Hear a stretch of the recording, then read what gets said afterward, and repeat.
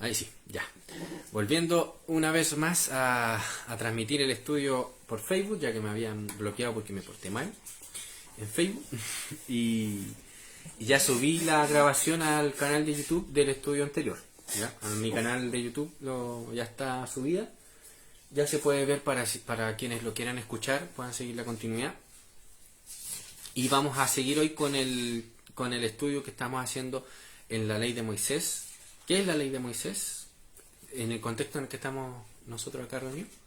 La palabra autoritativa de Dios. Sí, pero en términos didácticos, ¿qué nos referimos cuando hablamos de la ley de Moisés en las Escrituras? O sea, toda la ley, todos los mandamientos, la palabra de Dios dicha por él, que son mandamientos para el hombre. Sí, pero todas esas palabras pueden estar en toda la Biblia. ¿Y Moisés habló en toda la Biblia? No, habló en una porción. Sí. ¿Qué porción? Los mandamientos. Los primeros 5 libros. libros. Eso es cuando Jesucristo habla. Cuando Jesús, por ejemplo, cuando Jesús dice que en Moisés y los profetas, ¿no? O Moisés dijo, se refiere a una porción de los primeros 5 libros. ¿Ya? Es una forma de llamar una forma de denominar esos primeros 5 libros que se dividen en la biblioteca que tenemos, nuestra Santa Biblioteca, que es la Santas Escrituras, ¿verdad? Entonces, a eso nos referimos cuando estamos estudiando la ley de Moisés, que es lo mismo que decir estudiar el Evangelio de Mateo. Claro. ¿Me entienden? Estamos estudiando la palabra de Dios, no estamos estudiando lo que Moisés dijo así como su opinión. Seguramente Moisés tenía una opinión, ¿no? Pero nosotros estamos estudiando la palabra infalible que fue escrita por Moisés. Pero, ¿cuál es la diferencia con cualquier otro escrito que haya llevado a cabo Moisés? Que tiene el poder y la autoridad de Dios, ¿no?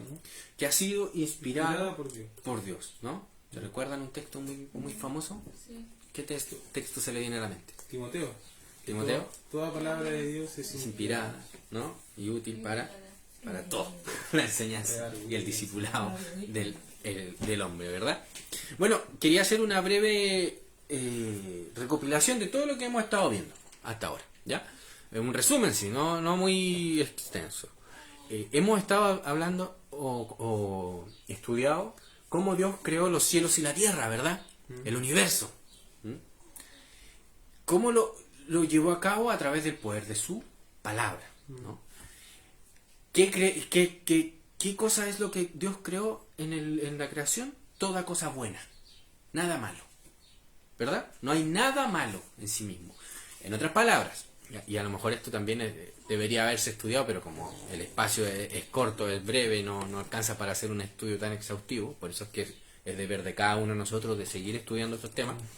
Una de las implicaciones de esto es que el mal no existe, no tiene existencia ontológica. ¿Qué queremos decir con la palabra ontológico, que suena como tan así rimbombante, ¿no? Que no tiene una existencia aparte de un ser objetivo o material.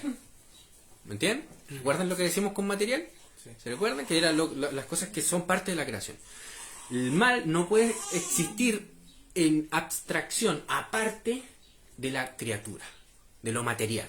¿Me entienden? No puede. ¿Cuándo decimos que un hombre es malvado? Cuando viola o transgrede o comete una acción que lleva a cabo en contra de una ley, o contra un mandato. En contra de un mandato de Dios, una dirección de Dios, ¿no? ¿Podemos separar al ser humano de ese mal? Y decir, mira, al ser humano lo sacamos aquí y ponemos el mal aparte. No, porque solamente los agentes morales, que son los hombres que han sido creados a imagen de Dios, pueden ser malos. ¿Entienden? Y la creación ha sido maldita por Dios por causa del hombre, causa del pecado, ¿verdad? Y los animales que hemos visto pueden llevar a cabo acciones que son, digamos, criminales o malas. Ya lo hemos visto en la ley como si un animal ataca a un ser humano y lo mata, ¿qué es lo que se debe hacer sobre el animal? Pena de muerte. Pena de muerte. ¿no? Porque la ley de Dios lo abarca todo, ¿verdad? Claro. ¿Entiendes? Pero lo que quiero que quede claro es que el mal no tiene existencia en sí mismo. ¿Entiendes? Incluso Satanás. ¿Satanás siempre fue malo? O sea, al menos la escritura señala que desde el principio este fue malo, ¿no? Desde el principio de la relación pactual de Dios con el hombre, ¿no? Sí. Eso, ¿no? Pero ¿Dios creó a No. malo? No. O a lo mejor Dios no creó a Satanás y Satanás siempre ha existido. ¿Qué dicen ustedes sobre eso? No, o sea, Dios, Él es un ser creado. Ah, ya, Sí, ¿verdad? Él es una criatura y que viola la ley del Señor, que se fue en rebelión contra Él. Se rebeló contra el Señor. No sabemos los detalles, no lo sabemos bien, pero sabemos que sí se rebeló, ¿verdad? Claro. Entonces, ¿Satanás fue creado bueno? Sí. Parte de la creación, pues. Sí, Dios lo creó. Es bueno. Sí. ¿Verdad? Al igual que el hombre. ¿Qué pasó con Satanás? Al igual que con el hombre, se corrompió. ¿Entiendes? Se corrompió, buscó. Y aquí introduzco lo que quería introducir aquí con todo esto. Se corrompió sus fines y los medios, su propósito, su ser, lo corrompió.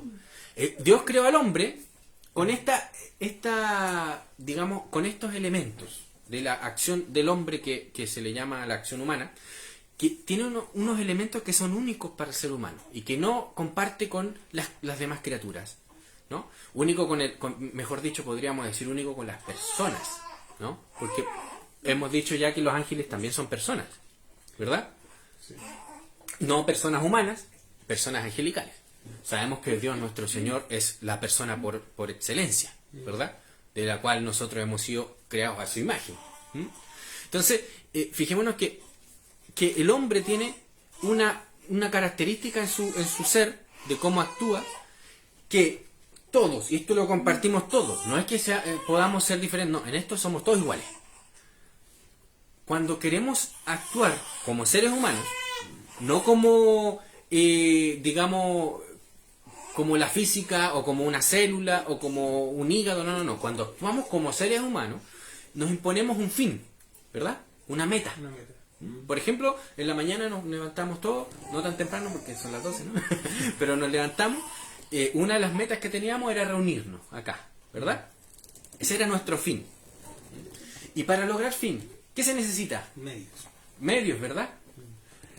Todos nosotros podemos inventarnos, crearnos una infinidad de medios para llegar acá, ¿no? A lo mejor la patineta o los patines no existían en este tiempo y a mí se me ideó, uy, ¿qué pasa si me pongo unos patines y me vengo patinando? ¿Entiendes? Hubo un tiempo en el que no existían los patines, alguien los tuvo que crear, alguien creó un medio nuevo de la nada, ¿no?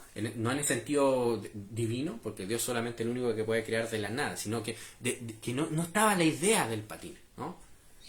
Un hombre tomó unos recursos, unas materias primas, por decirlo así, pero creó algo que nadie tenía en la mente, un patín. ¿Entiendes? Alguien puede crear una bicicleta. Hay innumerables, por no decir infinitos, porque no son infinitos en realidad, pero tienden a ser infinitos medios para poder llegar acá. En un solo fin. ¿Se fijan? ¿Cuál fin queríamos? Reunirnos acá. O si lo abstraemos, si lo ponemos como más abstracto, es decir, moverse de un punto A a un punto B. Tenemos N medios. ¿Me entienden? N medios. La sumatoria de todos esos medios no sabemos cuánto da. Porque son innumerables. Lo desconocemos. ¿Me entienden? O sea que los medios no son finitos. No son escasos. Medios en el sentido que nos podemos crear, ¿no? Lo que pasa es que nosotros a veces somos los verdaderos limitados, que no tenemos el tiempo de estar ideando un medio para cada cosa, y es por eso que nos servimos de los medios que han inventado otros, ¿no? Una bicicleta, un auto, ¿no? Un bus, ¿verdad? O venir a pata, a pie, ¿verdad? Entonces vemos que todos los seres humanos tienen esta característica, que se ponen un fin, pero buscan medios para lograr ese fin. Y los medios y los fines, el fin nosotros lo valoramos, ¿verdad? Claro. Y todos los hombres, quiero decir hombres y mujeres, ¿no? Valoramos los fines de una forma categórica, no digamos, cardinal, sino ordinal, por orden jerárquico. ¿Mm? Por ejemplo, yo tenía varios fines alternativos al que nos reuniéramos acá, ¿verdad? Podría haber salido al parque, podría haberme quedado en la casa, haberme quedado en el computador estudiando, haberme quedado jugando videojuegos, un montón. O sea, tantos fines que ni siquiera yo sé cuáles son todos, ¿me entiendes? ¿Cuál valoré más? El venir. El venir aquí. ¿Cómo lo revelé? Viniendo acá, ¿verdad? Entonces yo puedo decir, no, yo valoro mucho el reunirme con los hermanos, pero ¿y si no voy? ¿Qué estoy revelando? Que hay otras cosas que valoro más, ¿verdad? ¿Entienden? Ya, eso ya lo saben bien, los valores. Cómo valoramos las cosas. De ahí salen los precios. Ojo con eso. Es importante eso. Los medios. Los medios son útiles en la medida que nos ayudan a alcanzar los fines. Ahí obtenemos un concepto importante en economía, y cuando hablo de economía hablo de cosas prácticas, no de la teoría, que también viene de la teoría, ¿no? Pero cosas prácticas. Obtenemos utilidad. ¿Cuán útil me es este medio? ¿Cuán útil me... y ahí empezamos a valorar los medios, porque tenemos varios medios. ¿Cuán útil me es este medio para poder llegar a la reunión? Por ejemplo, una bicicleta. A mí no me sería tan útil si tengo una sola bicicleta, porque tendría que llevar a la Cintia. La Cintia está enferma, ¿no? Entonces costaría llevarle, le dolería la guatita. Entonces, no me es tan útil. Sí puedo llegar con él, sí, pero no me es tan útil. ¿Entienden? Entonces empiezo a ver las utilidades que me dan los medios. Y el medio que me dé más utilidad de forma subjetiva, lo que yo valoro, lo que yo mido, que no puede ser medido por nadie más que por mí mismo, ¿no? Decido usar este medio. ¿Entienden? Luego vienen otros elementos más que me podría alargar mucho más con esto, pero la idea es que ustedes entiendan esto. ¿Qué pasa cuando ya tenemos a Adán, un solo ser humano? Tiene esta visión. Fines, medios, ¿no? Los valora, ¿verdad? ¿Qué pasa cuando de repente hay una sociedad, que le llamamos, a aquello en la que se reúnen distintos hombres y mujeres? Empieza a haber un entrecruzamiento entre todos estos fines y todos estos medios. ¿Entienden? Todo esto parece un caos, ¿verdad? En el que sería, imagínense, 1000 hombres, por dar una cifra pequeña, en la que están todos buscando sus fines y todos buscando medios. Algo maravilloso pasa ahí, en el que yo tengo un fin, venir a esta reunión. Pues resulta que hay otro ser humano que tiene un fin, que es ganar dinero. Otro de los muchos fines que puede tener, ganar dinero. Y puede ver un medio, es transportándome para acá, como taxista o como manejando un bus, ¿verdad? Y se van entrelazando esos fines y esos medios. Claro, ahí, por ejemplo, el Uber tiene una importante función, porque al final y al cabo tú puedes venir o ir a una parte donde quieres ir y contrata a Uber. Y ahí, fíjate que el Uber, lo que está haciendo el hombre es sirviéndote a ti para tú cumplir con el fin que tienes, el fin específico, que es el ir de un punto A a un punto B. Y eso para él es un medio para poder llegar a un fin, ya sea que está ahorrando para comprarse una casa, ya sea que quiere ganar dinero para mantener a su familia, etcétera, muchos fines que puede ser, y que ese es un medio. Y ese medio para ti es llegar a un fin, ¿entiendes? O sea, se genera una interacción de medios. Sí, una interacción de medios y servicio y todo eso, ¿no? Esto es impresionante. Si uno lo empieza a estudiar y empieza a ver, cuando lo empieza a ver con ciudades enormes, es maravilloso. Ahora la pregunta es, ¿qué controla la conducta del ser humano? Oh, eso es una pregunta. No sé si la respuesta es profunda o superficial. ¿Qué controla esta conducta del ser humano? A ver. ¿Qué controla? Sí, aquí es a lo que quiero ir. ¿A qué te refieres con control? Porque... Fíjense lo que estaba haciendo. Recopilamos la idea de que Dios creó al universo, y en ese universo creó al hombre, creó la tierra, los cielos y la tierra, creó al hombre, al individuo. Hablamos de la naturaleza actuante del individuo y extrapolamos la idea de cuando hay una sociedad. La cosa es, ¿cómo se gobierna esa conducta del ser humano? Que es íntima del ser humano, es natural al ser humano. ¿Cómo se gobierna? Los fines, los medios. Que no he hecho esa pregunta antes, pero Pero la subjetividad de la persona es una herramienta, o sea, es Pero hay un gobierno que lo debe, digamos, controlar. En el sentido de limitar, de castigar, de bendecir, claro. de sancionar. En ese caso, claro, ¿Cómo se controla eso? ¿Entiendes? Esa es la pregunta. Ya lo vimos en Génesis. ¿Se acuerdan? ¿Cuál era el propósito por el cual Dios creó al hombre? mandato de dominio. Tenía Adán la naturaleza misma de imponerse fines y usar medios. ¿Y cómo eran gobernados esos fines y esos medios? ¿A través de qué? A través de las herramientas que Dios le había... No, pero gobernado en el sentido ético, judicial. La ley de Dios. La ley del Señor, ¿verdad? ¿Se entiende? Sí. O sea, ¿cómo se debe gobernar el individuo? ¿A través de qué cosa? A través de la ley del Señor. De la ley del Señor, ¿verdad? Pero otra cosa que hemos estado viendo y que debería saltarnos, llamarnos la atención hasta ahora de los 10 capítulos que ya vamos estudiando de Génesis, es que se nos ha mostrado al individuo, Adán, pero se nos ha mostrado ahora y de forma, digamos, superlativa, de forma muy llamativa, ¿no? Muy fuerte, la familia. La familia es importantísimo en todo lo que hemos leído hasta ahora. La familia ha sido totalmente, digamos, trascendente en el gobierno de las personas. Tenemos entonces dos aspectos. El autogobierno, que es la ley de Dios nuestro Señor, que nos limita, nos guía en la acción humana de cada individuo, que se impone un fin y usa medios. Entonces, ¿qué pasa? Tú no te puedes imponer cualquier fin y tú no puedes crear cualquier medio. ¿Cómo puedo identificar cuando un fin no es, o pongámoslo así, es inaceptable y un medio es inaceptable? ¿Cómo lo podemos identificar? Contrastándolo con la escritura, con la ley del Señor. Con los principios del pacto y la ley de Dios nuestro Señor, ¿verdad? ¿Puedo yo, por ejemplo, crear una empresa de esclavas prostitutas y les voy a vender servicio a hombres? ¿Puedo hacer eso? Es un fin que me puse. O sea, no, es un medio. Mi fin es enriquecerme, ¿no? Que es totalmente legítimo. El medio, esclavizar a personas, en este caso específico, secuestrar a mujeres y venderlas en el comercio sexual. Como si fuese un empresario proxeneta.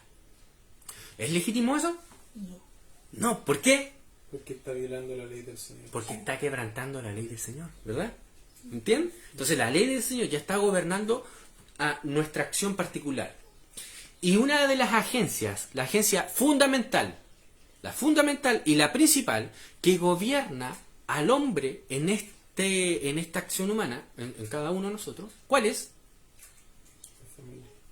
La institución fundamental. La institución de la familia. La familia, la que va coordinando en el individuo desde pequeñito hasta cuando va desarrollándose, cuáles son los fines legítimos, los fines ilegítimos, cuáles son los medios legítimos y los medios ilegítimos. ¿Cómo puede llevar a cabo eso la familia?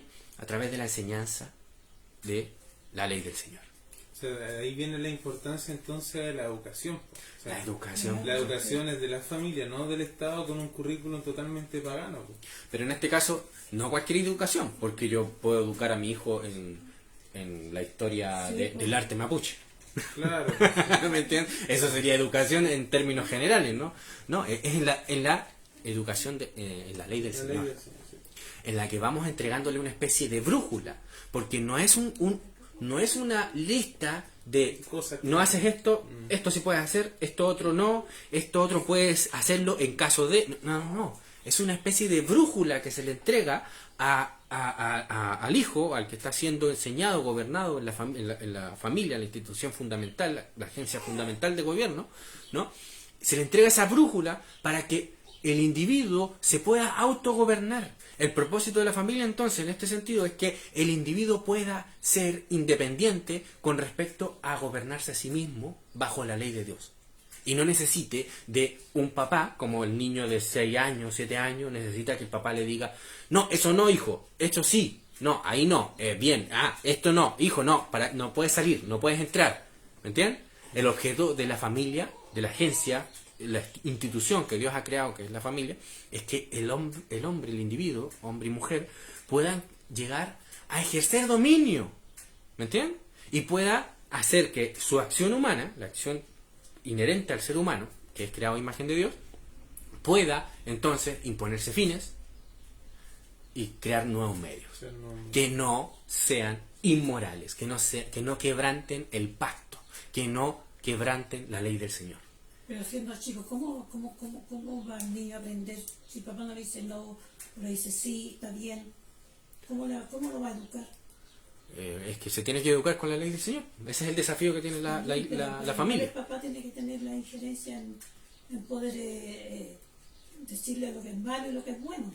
Claro, pues sí, eso es Claro, que esa es la responsabilidad de los padres. Sí. Pero va a llegar un punto en el que los hijos, cuando ya son grandes, ya cuando llegan a la madurez, el padre tiene el derecho, ¿no?, de aconsejar a sus hijos, pero ya no tiene el derecho de decirle lo que puede o no puede hacer.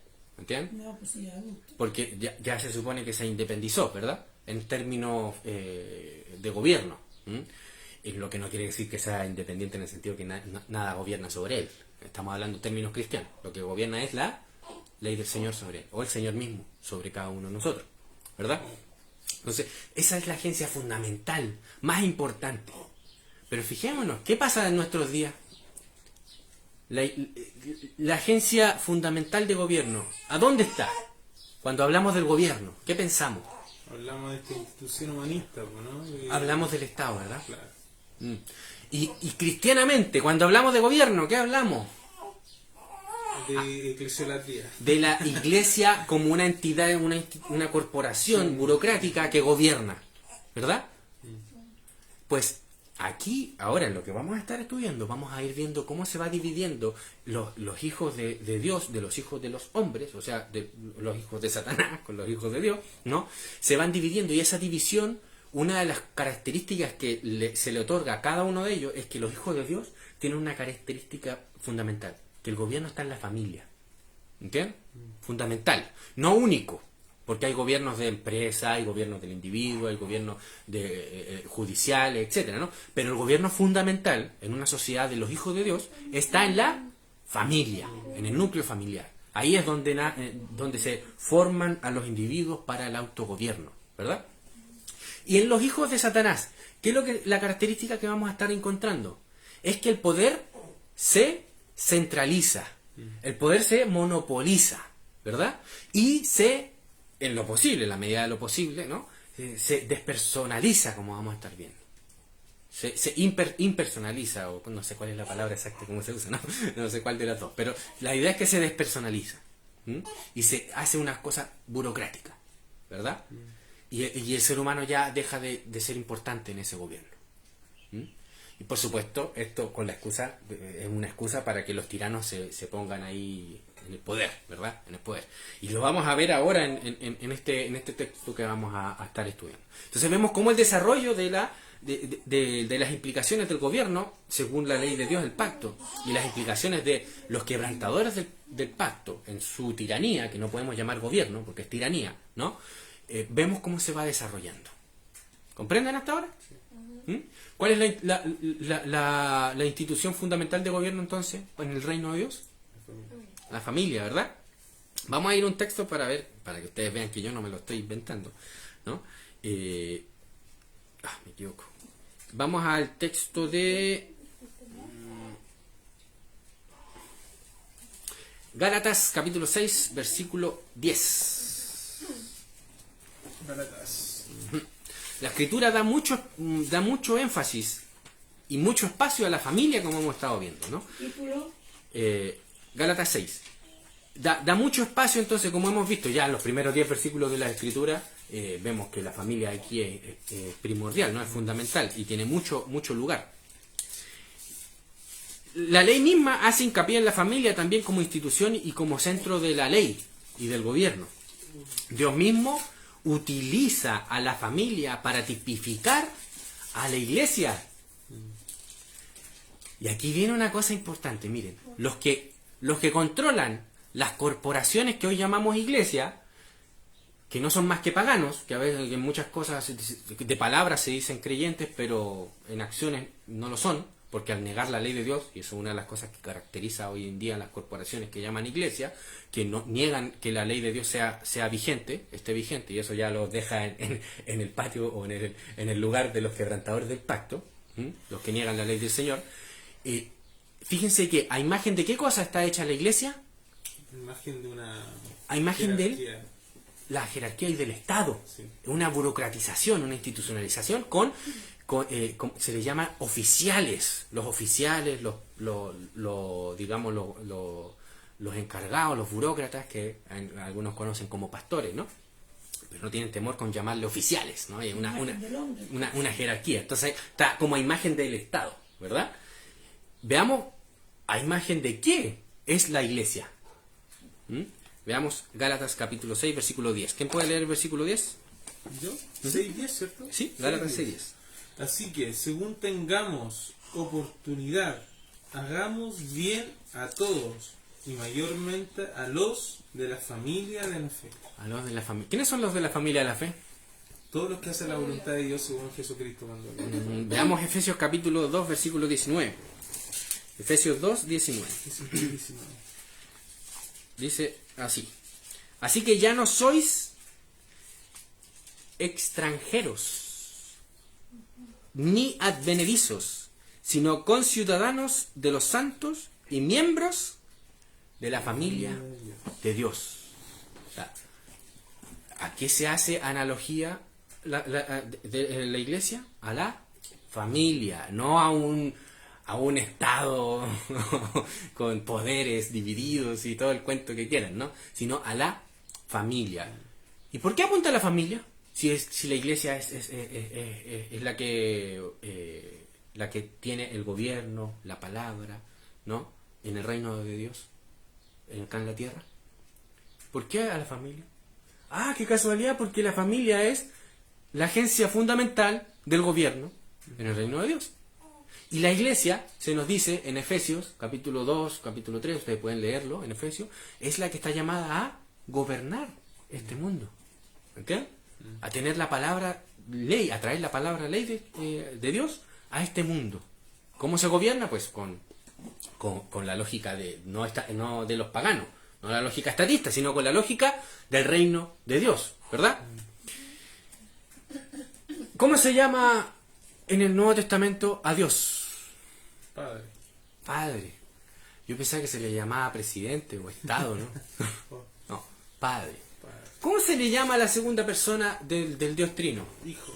Hijo. El gobierno de Dios Padre y Dios Hijo.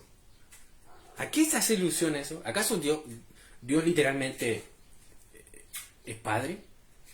Y Cristo literalmente es Hijo en el sentido como nosotros lo vemos. Recordemos el principio del estudio, las analogías con las que Dios se nos revela a nosotros, lo material, lo metafísico. No, es una forma de que nosotros entendamos la relación que hay entre Dios Padre y Dios Hijo y Dios el Espíritu Santo, ¿verdad?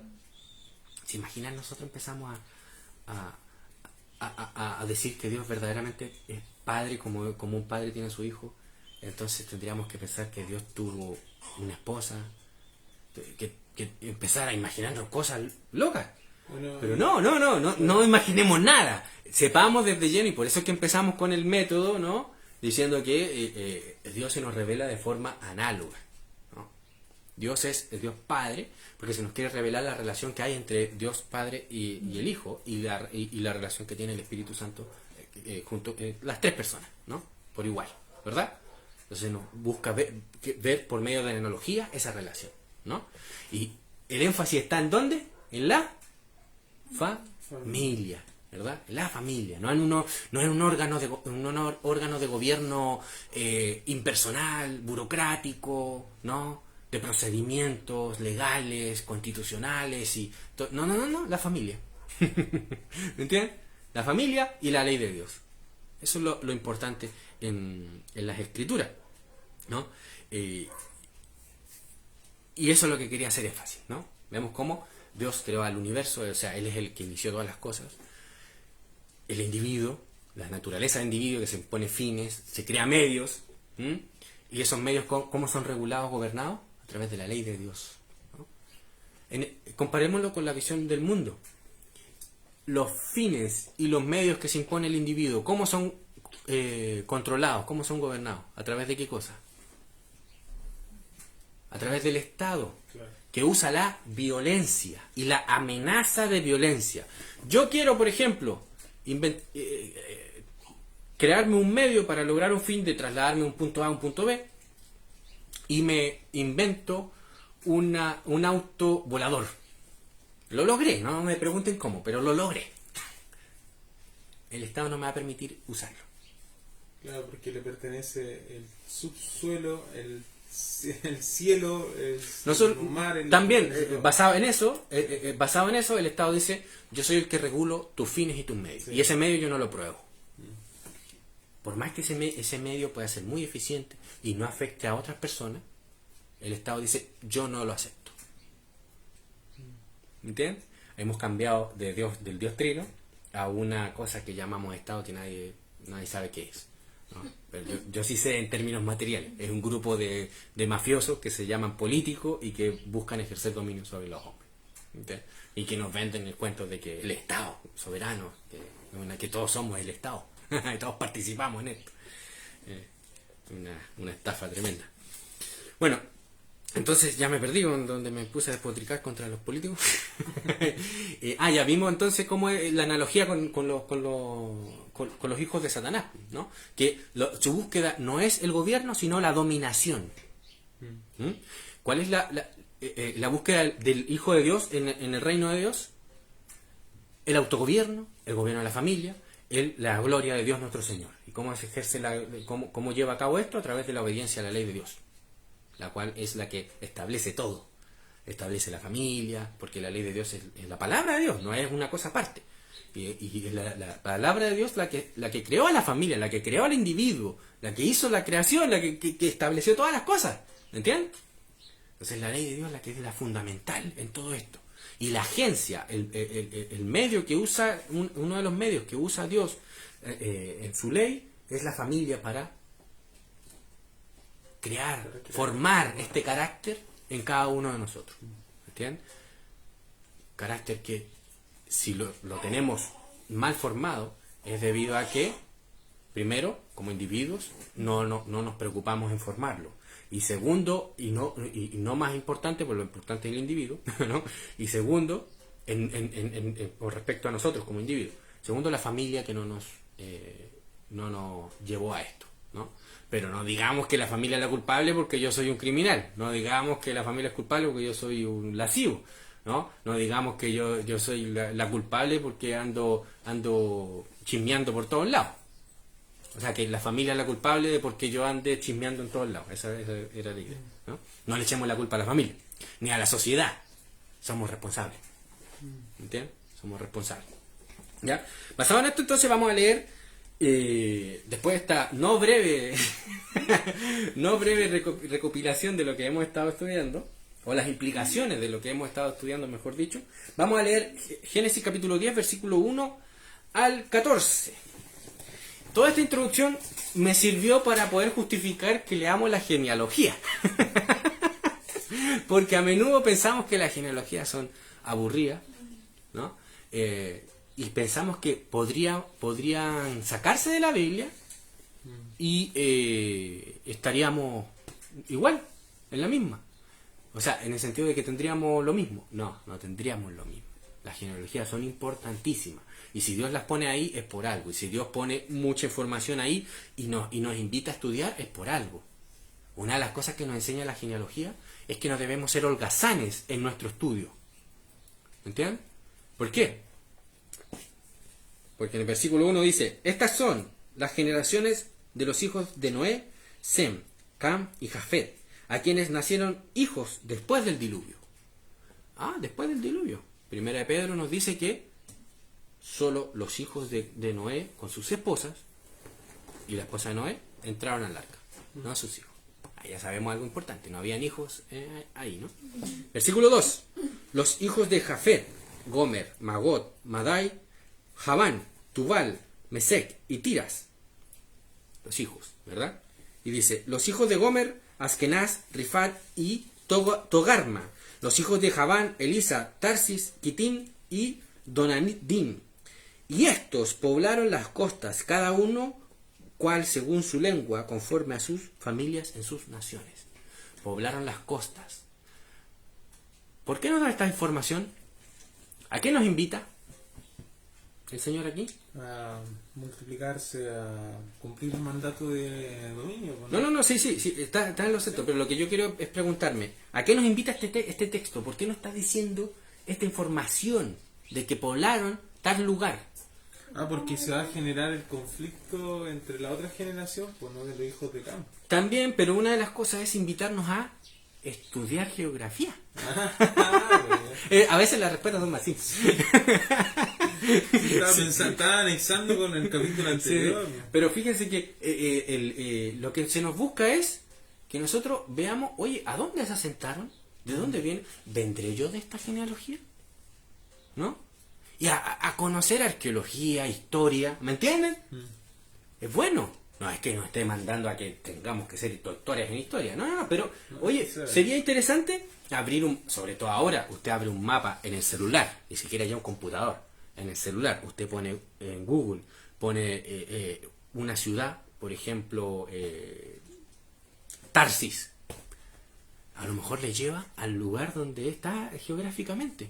Usted puede abrir el mapa, aumentar, ver las ciudades que están alrededor, achicarle y ver las naciones que están alrededor.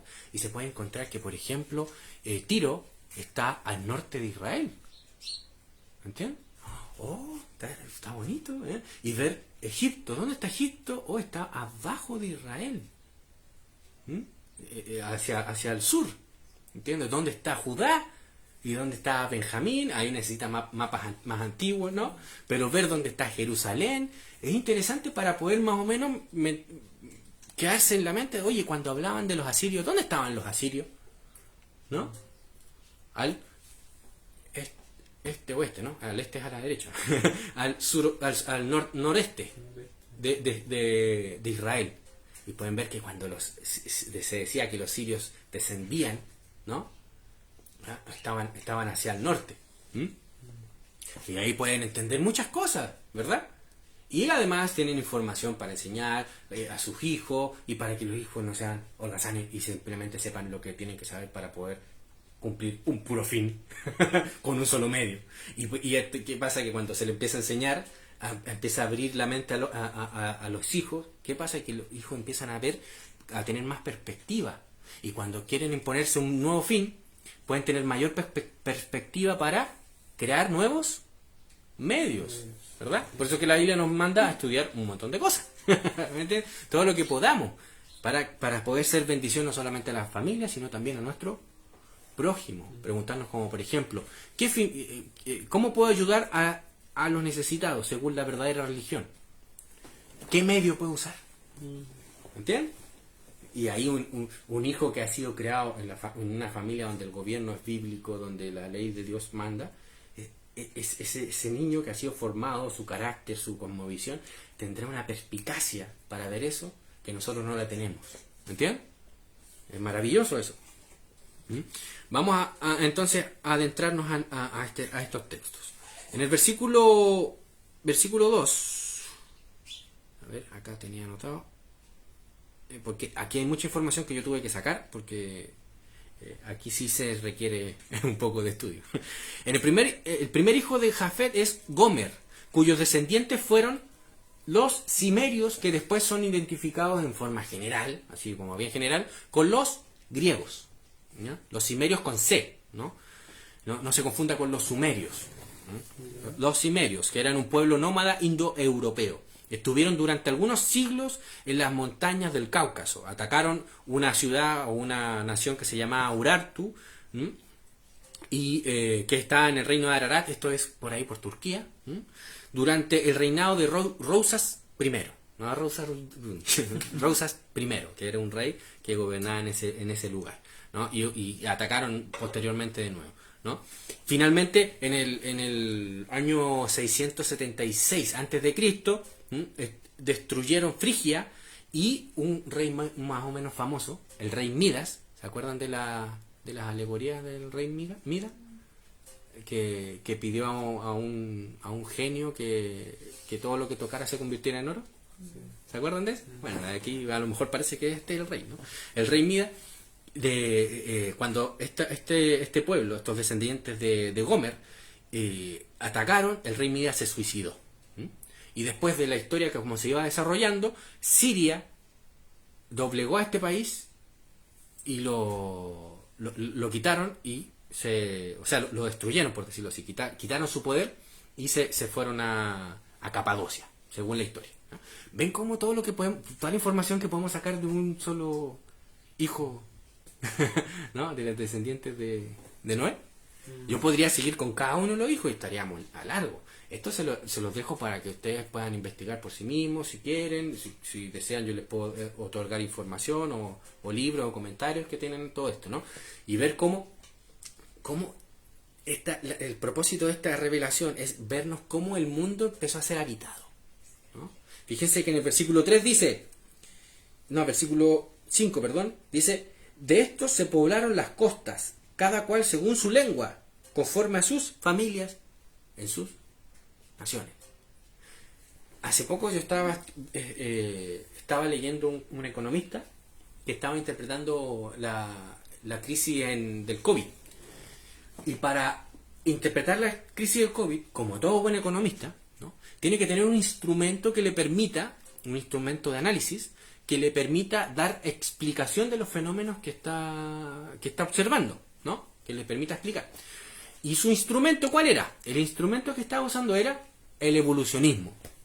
Y él, basándose en el evolucionismo, se basaba que los hombres, una vez que empezaban a desarrollar cierta conciencia, se empezaron a ver que como individuos solo podían comer lo que hacían en el momento, pero empezaron a darse cuenta que si cooperaban, les iba bien, y que si se reunían en grupos, podían atacar a las fieras, y porque si uno solo le tiraba la piedra a una bestia, la bestia no te pescaba mucho y podía atacar igual. Pero si se reunían 20 y entre todos tirándole la piedra, lo podían vencer. Eso decía él, ¿no? Decía como que fíjense que estaba analizando desde un instrumento de análisis que él se tomó como verdadero, y con eso estaba explicando un fenómeno. ¿Qué fenómeno? Cómo el COVID ha afectado a la economía.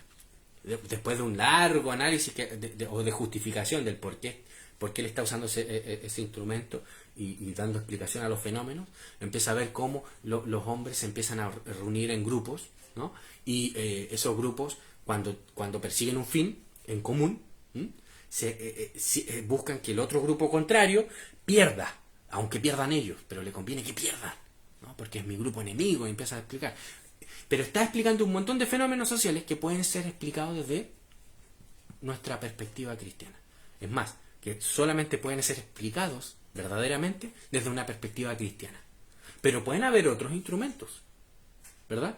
Por eso es que es necesario educar a nuestros hijos y a nosotros mismos, como lo estamos haciendo ahora. Necesitamos esto para tener un instrumento de análisis, de decir, ¿qué está pasando en Chile? ¿Qué está pasando? ¿Por qué está la sociedad como está? No solamente en Chile. ¿Qué está pasando como individuo? ¿Qué está pasando con mi vecino? ¿Qué está pasando con mi hijo? ¿Qué está pasando con mi esposa? ¿Qué está pasando con mi esposo? ¿Qué está pasando con la familia? Tenemos un instrumento de análisis que de a poquito vamos a ir construyendo a la medida que nos vamos educando en el Señor. Y si no lo hacemos, otros nos van a pasar un instrumento para analizarlo. Ni siquiera eso. Otros nos van a pasar el análisis hecho y nosotros simplemente lo recibimos. ¿Me entienden? Y no juzgamos, sino que simplemente nos dicen, el político nos dice, esto pasa porque por esta causa y por esta otra causa, pero si cambiamos la causa, tenemos esto. Listo, ahí está.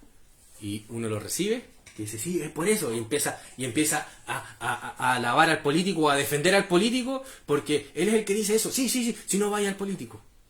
O, le doy otro ejemplo, el pastor. Un hermano de sangre o un amigo contradice la escritura y yo no sé cómo defenderlo, porque el pastor nunca me educó para defenderlo, sino que me dijo, esto es lo que tú tienes que creer, pero no sé defenderlo. Entonces, ¿qué hago? es que tienes que ir con mi pastor para que él te diga, para que él te dé la respuesta. ¿Me entiendes? ¿Ves lo distinto? Distinto es entregar un instrumento de análisis, principios para juzgar, a que yo te entregue todo masticadito y tú simplemente te lo comas pero no sabes cómo hacerlo. ¿Me entiendes? ¿Comprendes? En otras palabras, me voy a poner machista, patriarcalista aquí. Una madre, enseña a su hija a hacer el pan, no solamente le entrega el pan, para que después se lo haga a su esposo, ¿verdad? Pero ¿qué pasa si solo entregó el pan y cuando se fue a casar, hija, aquí te tengo 5 kilos de pan para que le des a tu esposo esta semana? Y después se acaban esos 5 kilos de pan. ¿Y cómo hace el pan después? Disculpen la analogía tan machista, ¿no? pero entienden la idea. Se necesita entregar los principios, los instrumentos para hacer, ¿no? Lo mismo en el área de las ideas. Necesitamos procesarnos por nosotros mismos, si no, otro la va a procesar por nosotros. Y nos van a colar un montón de cosas. ¿Me entiendes? En todos los ámbitos. Por eso es que el estudio que estamos haciendo es tan pesado a lo mejor, y eso que lo trata de hacer lo más liviano posible. Pero es necesario para poder pensar por nosotros mismos y así dar gloria verdaderamente al Señor. Que estamos, Señor, esforzándome en juzgar las cosas, en ejercer dominio, juzgar las cosas para tu gloria, Señor. ¿Entiendes? Para tu gloria. Y no dependiendo del pastor, no dependiendo de mí, ¿no? Sino de que el Señor, en el Espíritu de Dios, nos guía a toda verdad, ¿no? Y los pastores, los maestros, ¿no? Somos simples medios para que ustedes puedan entrenarse en esto. ¿Me entiendes? Eso el apóstol Pablo lo tenía bien en claro, y por eso que él decía que no era la medida, sino que era la escritura. Y que ella era la que era útil, no Pablo. Pablo no era el útil, era la escritura el útil. ¿Me entiendes? En ese sentido, no estamos diciendo que Pablo era inútil, no me malinterpreten. Ninguno de nosotros somos inútiles, pero la escritura es la útil para poder juzgar. ¿Me entiendes? Y necesitamos eso. Versículo 6.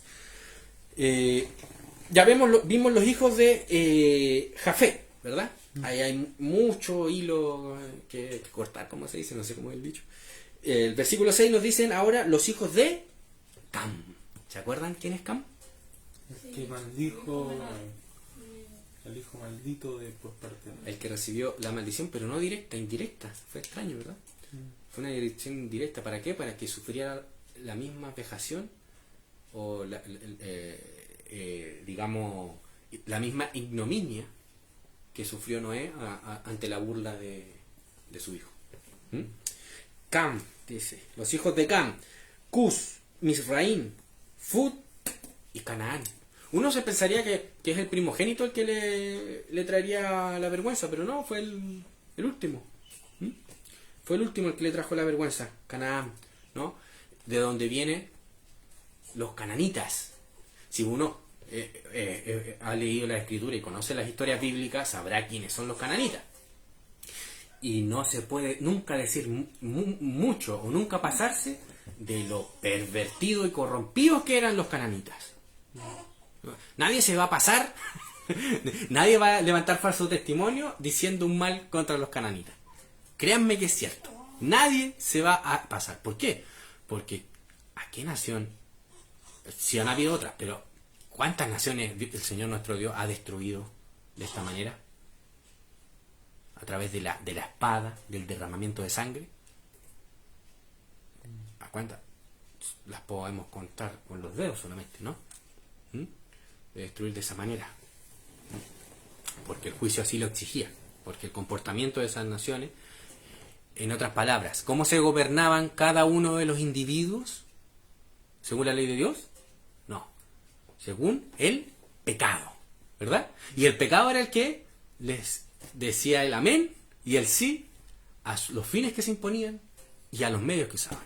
¿Cuáles eran los fines que se imponían? Pues ser su propio Dios, ¿verdad? Los medios, pues, puede ser matar a personas, violar a personas, robar, secuestrar, traficar con seres humanos, etcétera, etcétera. Ven que cuando el ser humano, como ser humano, que sigue siendo ser humano, no se gobierna con la ley de Dios, ¿qué pasa con sus fines y sus medios? Se liberan. Pero no se liberan para el bien, se liberan para el mal. En otras palabras, en la visión bíblica, se esclavizan hacia el mal. Porque no pueden hacer el bien, solo el mal. Solo el mal. Versículo 7 dice, y los hijos de Cus, que era el hijo de Cam, Seba, Ávila, Sabda, Rama, Sabteca, y los hijos de Rama, Seba y Dan, perdón. Y Cus engendró, ¿quién era Cus? Recuérdense. ¿Quién era Cus? ¿Hijo de quién? De Cam. De Cam. Engendró a Nimrod. Y aquí introducimos a un ser al cual vamos a estar estudiando un poquito más de lleno, y con esto estaríamos casi terminando, cuando terminemos de estudiar a este hombre. Introducimos a uno que ilustra la forma en cómo se gobiernan los hijos de los hombres. Por definición, ¿qué decimos cuando hablamos de hijos de los hombres? Para que quedemos claros. ¿Qué se les viene a la mente? Ahora, después de todo lo que hemos estudiado, si se equivocan no importa, si así aprendemos. ¿Cómo a qué te refieres con...? Por definición, ¿a qué nos referimos cuando hablamos de los hijos de los hombres? Los hijos del hombre son los quebrantadores del pacto. Los quebrantadores del pacto, los que viven su vida sin la ley de Dios y en rebelión contra Dios, ¿verdad? Eso fue, mejor dicho, Nimrod. Veamos lo que dice. Cus engendró a Nimrod, quien llegó a ser el primer poderoso en la tierra. Voy a leerlo para que vean lo importante de juzgar y lo importante del estudio. Miren lo que dice. Y Cus engendró a Nimrod, quien llegó a ser el primer poderoso en la tierra. Este fue vigoroso cazador delante de Jehová, por lo cual se dice, así como Nimrod, vigoroso cazador delante de Jehová.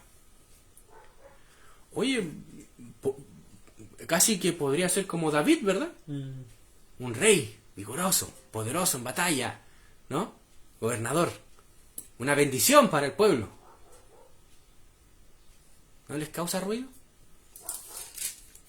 ¿O piensan que aquí está hablando simplemente que un rey muy grande que hubo, que gobernó en la tierra y todo? ¿Qué piensan de Nimrod si lo leen así nada más? Era un rey nomás, ¿verdad? Poderoso, sí, como Salomón, que se dice.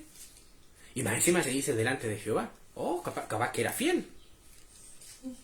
¿Ah? Hasta como que dan ganas de decir, oye, capaz que este sea casi como un rey David. Un rey conforme al corazón, un hombre conforme al corazón del Señor, ¿verdad? Bueno, aquí viene la importancia del estudio y de la investigación, porque nada más lejos que la idea que se nos da en este texto, o sea, la idea que se nos da en esta traducción, que no refleja la idea del texto original. ¿Qué significa Nimrod? Les voy a dar con una ilustración, o sea, con un comentario que hizo un antiguo comentarista, sin antes decirles lo que significa. Nimrod, la palabra Nimrod, viene de una palabra en hebreo que significa rebelarse, con B larga, no con B corta, de rebelión, ¿no? De rebelión.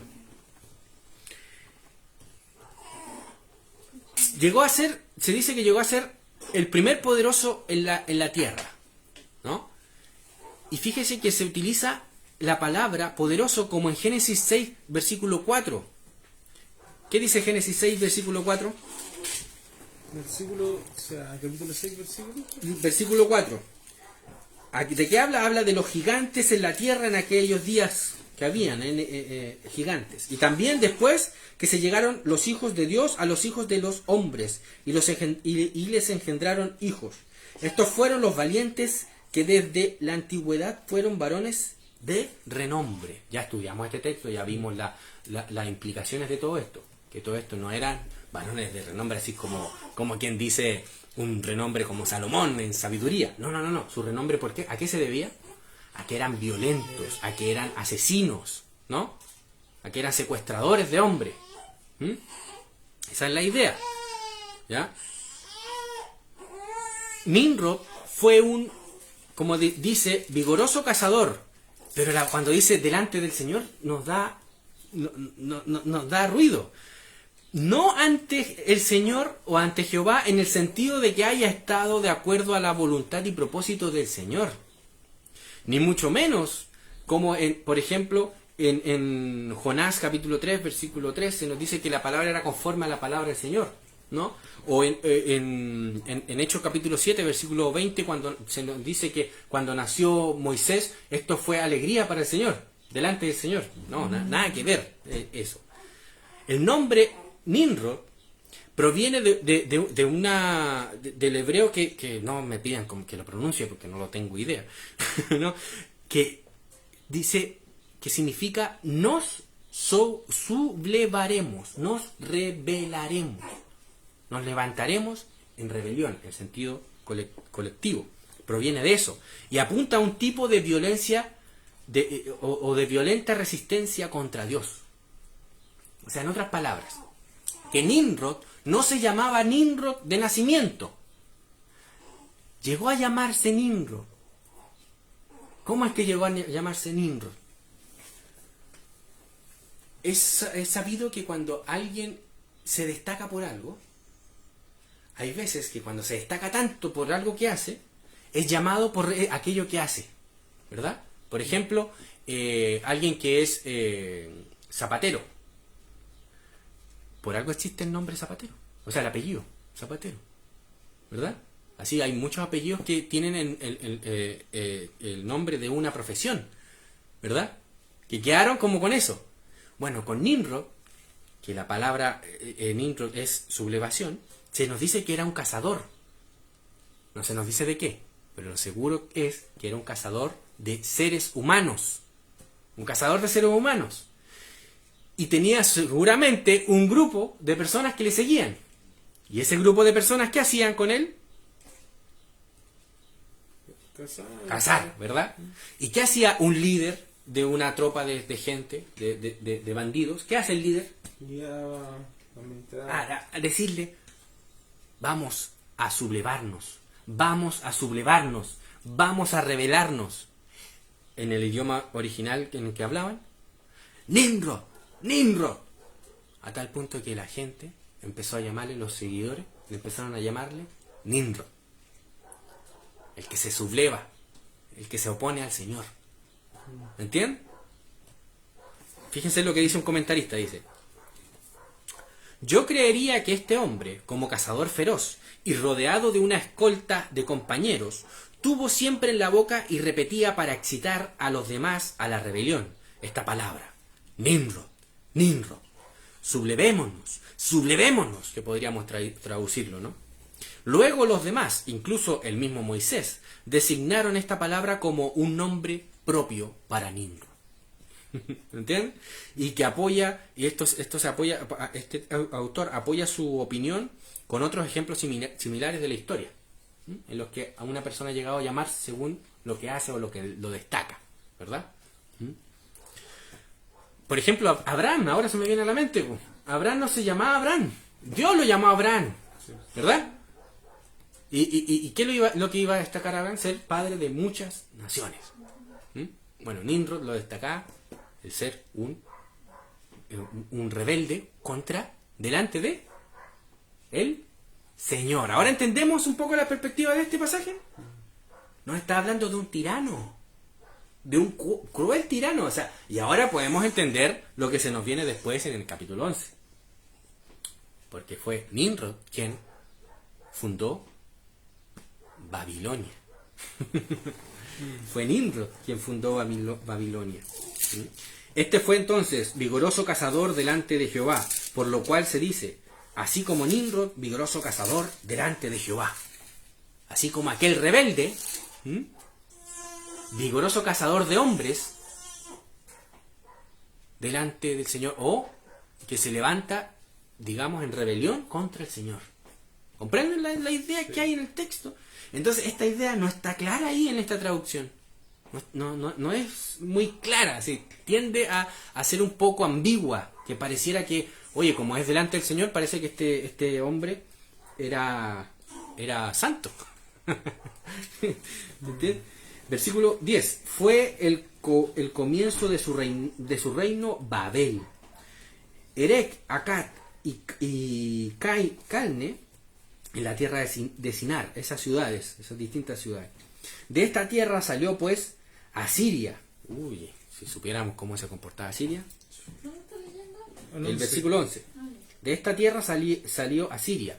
Por ejemplo, una de las prácticas que tenían los asirios cuando conquistaban otra tierra era de matar a todas las personas, matarlas, ¿no? Y los que quedaban vivos, había un juego que se llevaba a cabo entre los guerreros o los soldados sirios, que era desollar a las personas, a los sobrevivientes, sin importar si era hombre o mujer, desollarlas, después de, si era mujer, después de, por supuesto, de hacer todo lo que hacían y deshacían con ella, desollarlas, quitarle la piel o desmembrarlas. ¿Y el juego de qué se trataba? El juego se trataba de que el que desmembraba un miembro de la víctima, si se moría al hacer eso, perdía. Ese es como el Jenga, creo que es un juego que se llama Jenga, que como que tú sacas una cosita y si se cae todo, perdiste. Bueno, el Jenga lo inventaron los sirios, pero con las personas, o sea, con sus víctimas. Le iban sacando los miembros y si se moría, perdía. Entonces se inventaban técnicas para poder ganar el juego, porque se hacían apuestas, ¿no?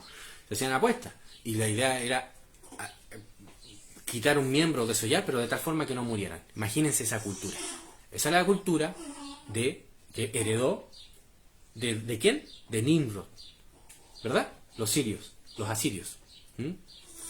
Claro, o sea, Nimrod era el ideador de... El que fundó toda esta... Porque ahí lo dice el versículo 11, lo dice, la revelación bíblica lo dice.